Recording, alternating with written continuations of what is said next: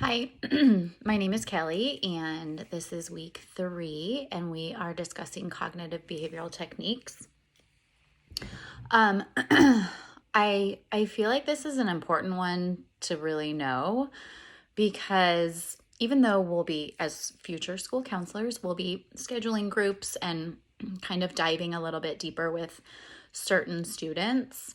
Um, I think cognitive behavioral therapy is one of those techniques that we as educators or as even parents use quite often. I know I use it on my kids a lot, my own personal children, and I think I'm a former PE teacher, and anytime there was an issue or if a kiddo had to come to me and kind of explain what was going on or tell me something that they were having trouble with, I feel like we only have a couple minutes to to kind of do right by them and provide them with the tools that they need to kind of figure this out. And I think that's what's so great about cognitive behavioral therapy. It really addresses like what's happening right here, right now, and you don't necessarily have to like go way deep into like their past.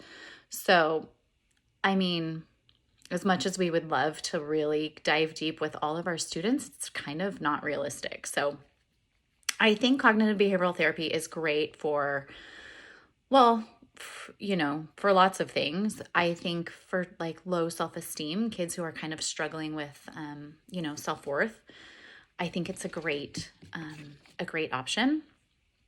I think it's a technique that helps students kind of shift their mindset.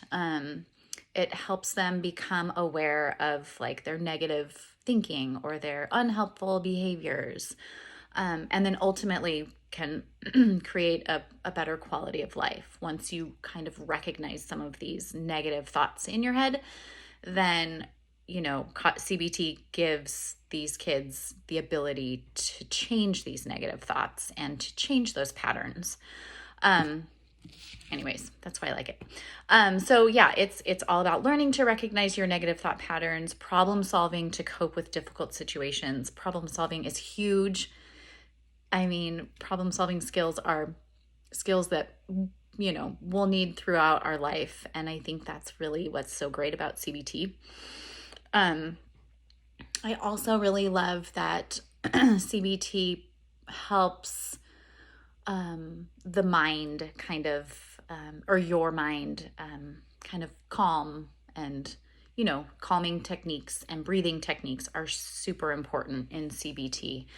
So I know I didn't necessarily do a mock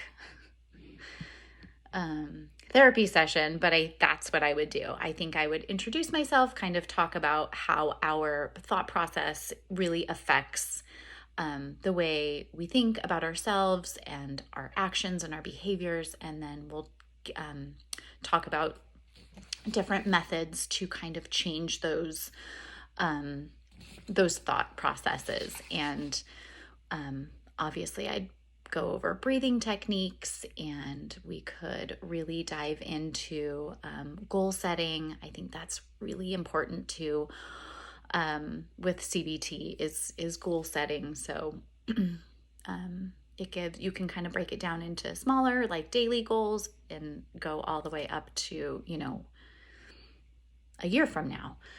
So I think we would probably do worksheets on goal setting. We would do breathing techniques and mind calming techniques. One of the questions is describe how according to the article, what processes influence counselors to engage in cognitive behavioral therapy?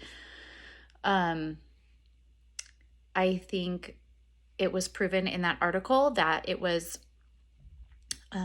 kids with anxiety, counselors were able to successfully utilize CBT and give students calming strategies, and really impacted positively in terms of overcoming anxieties. How can you be reflective in your group counseling practice by incorporating CBT? Before we end our session, we will reflect on the calming strategies, the breathing strategies, our goals. And a lot of times in CBT, there's homework. So, we can discuss like, okay, for next week, here's what you're going to provide me. And maybe it's a goal setting sheet, for the school year or for the semester. Okay, that's it.